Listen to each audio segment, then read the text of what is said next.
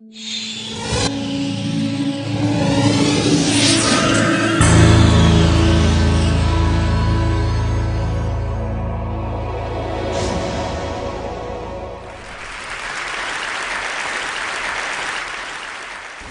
do you explain when things don't go as we assume? Or better, how do you explain when others are able to achieve things that seem to defy all of the assumptions? For example, why is Apple so innovative? Year after year after year after year, they're more innovative than all their competition. And yet, they're just a computer company. They're just like everyone else. They have the same access to the same talent, the same agencies, the same consultants, the same media. Then why is it that they seem to have something different? Why is it that Martin Luther King led the civil rights movement? He wasn't the only man who suffered in a pre-civil rights America, and he certainly wasn't the only great orator of the day. Why him? And why is it that the Wright brothers were able to figure out controlled powered manned flight when there were certainly other teams who were better qualified, better funded, and they didn't achieve powered manned flight, and the Wright brothers beat them to it? There's something else at play here. About 3.5 years ago, I made a discovery. And this discovery profoundly changed my view on how I thought the world worked, and it even profoundly changed the way in which I operate in it. As it turns out, there's a pattern. As it turns out, all the great and inspiring leaders and organizations in the world, whether it's Apple or Martin Luther King or the Wright brothers, they all think, act, and communicate the exact same way, and it's the complete opposite to everyone else.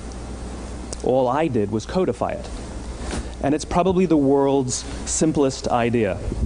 I call it the golden circle.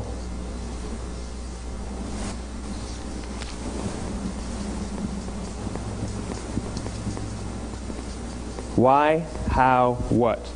This little idea explains why some organizations and some leaders are able to inspire where others aren't. Let me define the terms really quickly.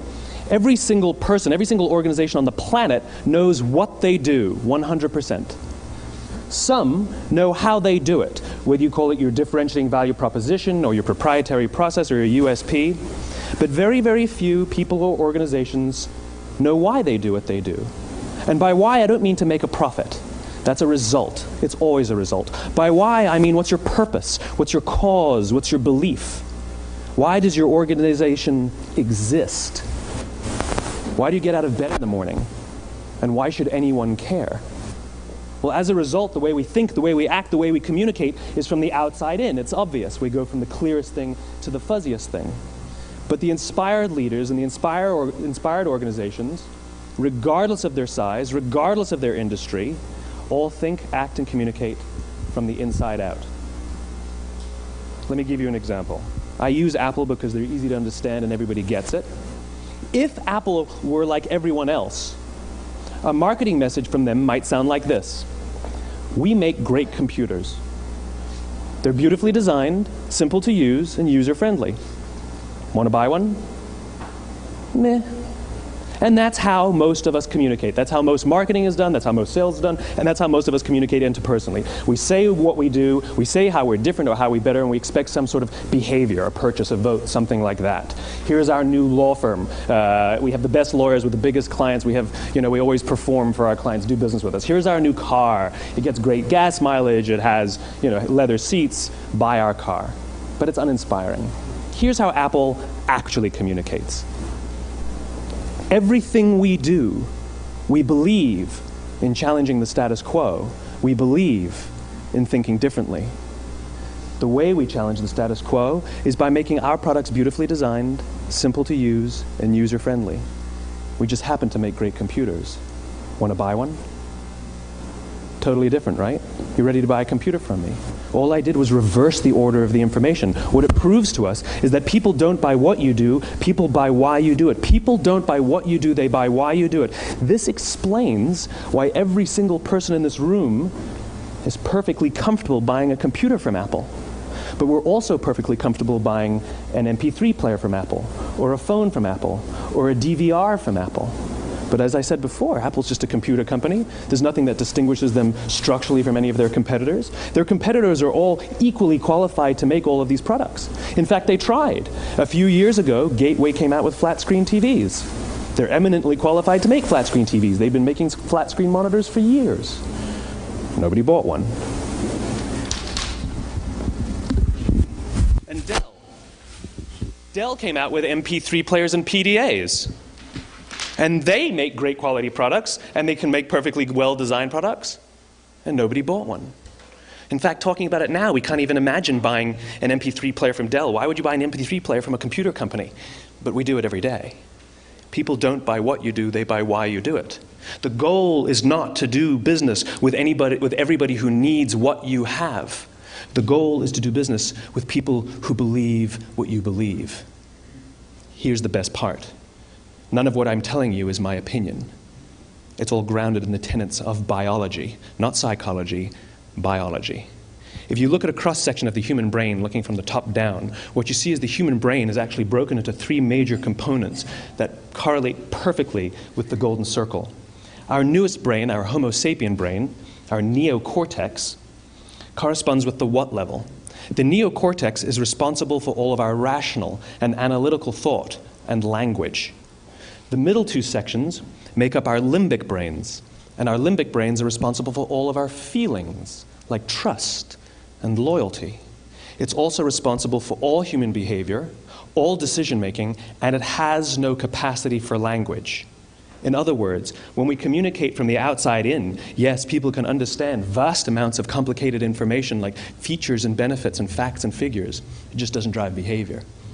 When we communicate from the inside out, we're talking directly to the part of the brain that controls behavior, and then we allow people to rationalize it with the tangible things we say and do. This is where gut decisions come from. You know, sometimes you can give somebody all the facts and your figures, and they say, I know what all the facts and details say, but it just doesn't feel right. Why would we use that verb? It doesn't feel right. Because the part of the brain that controls decision-making doesn't control language. And the best we can muster up is, I don't know, it just doesn't feel right. Or sometimes you say you're leading with your heart or you're leading with your soul. Well, I hate to break it to you, those aren't other body parts controlling your behavior. It's all happening here in your limbic brain, the part of the brain that controls decision-making and not language.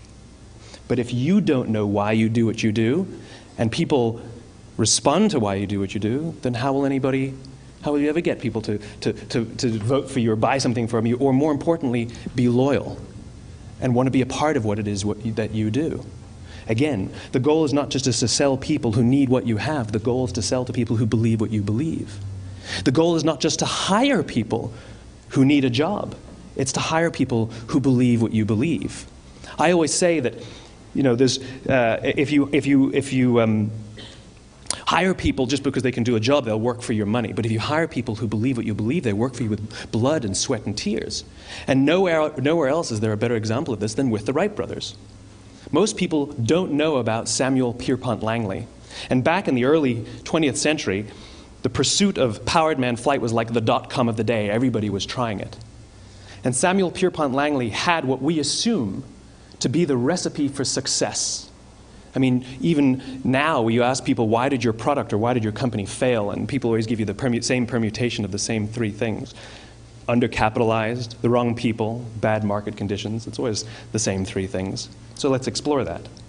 Samuel Pierpont Langley was given $50,000 by the War Department to figure out this flying machine. Money was no problem.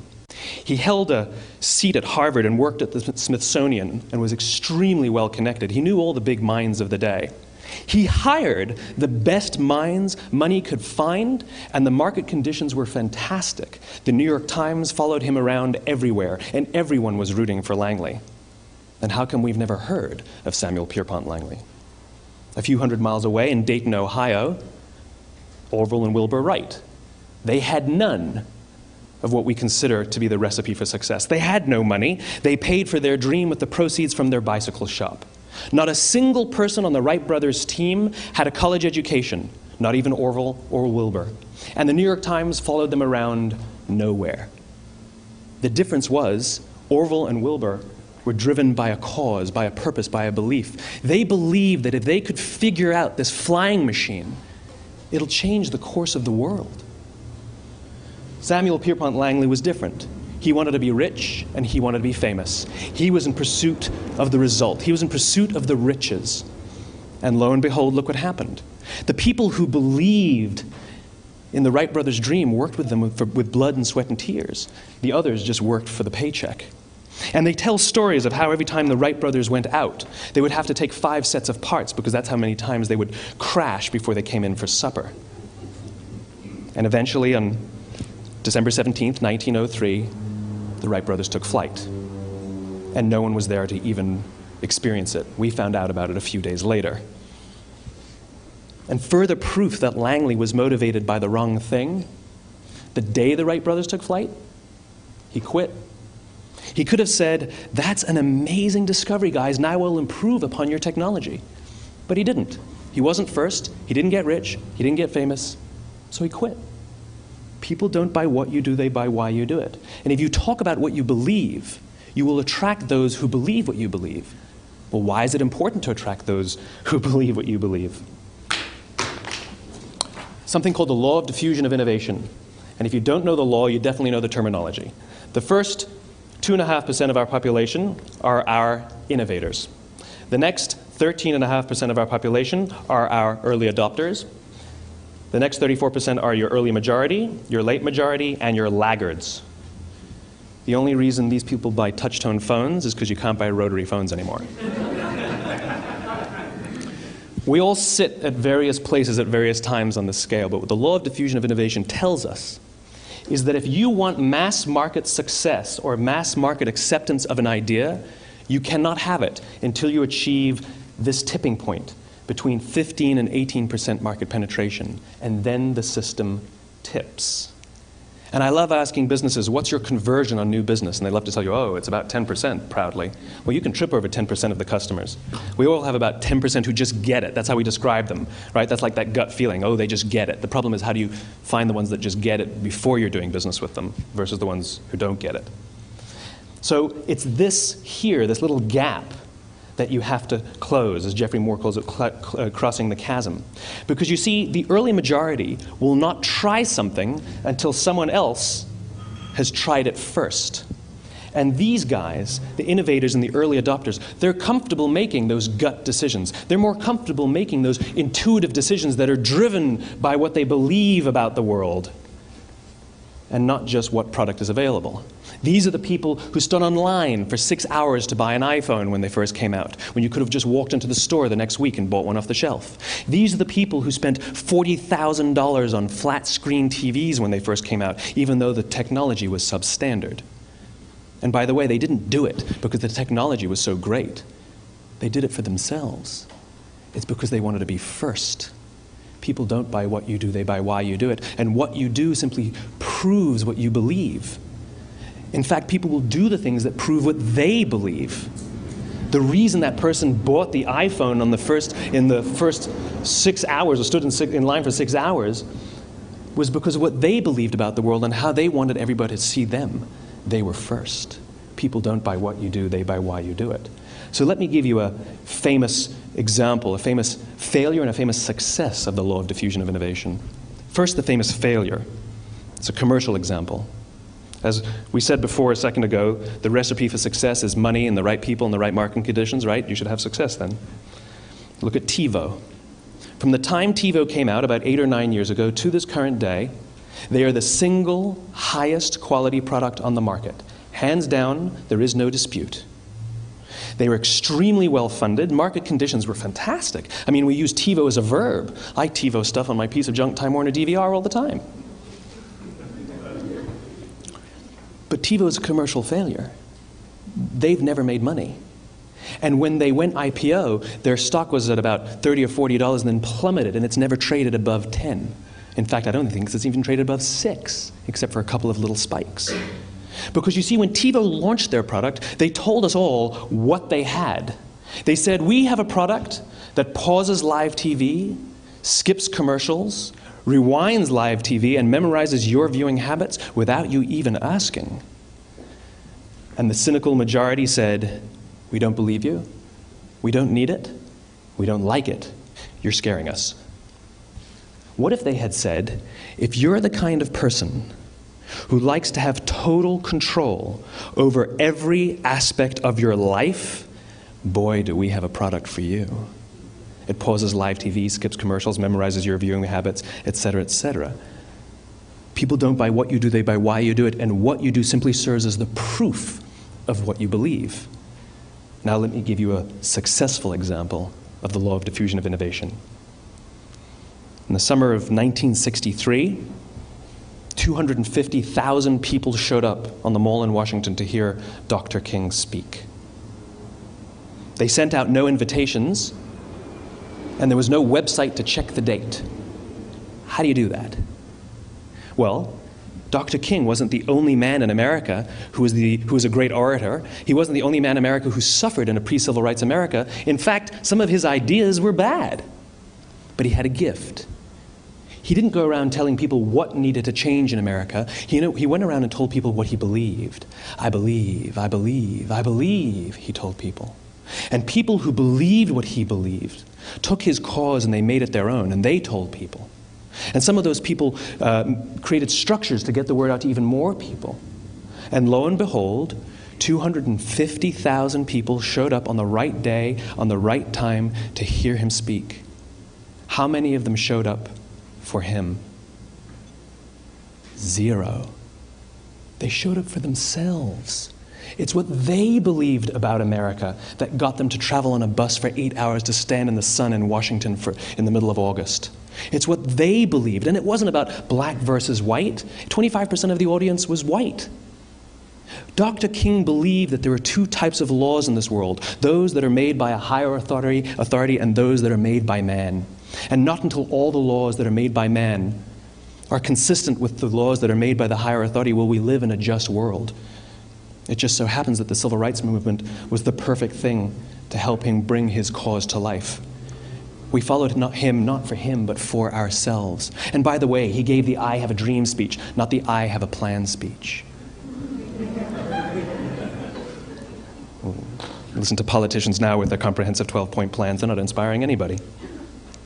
Because there are leaders and there are those who lead. Leaders hold a position of power or authority, but those who lead inspire us. Whether they're individuals or organizations, we follow those who lead not because we have to, but because we want to. We follow those who lead not for them, but for ourselves.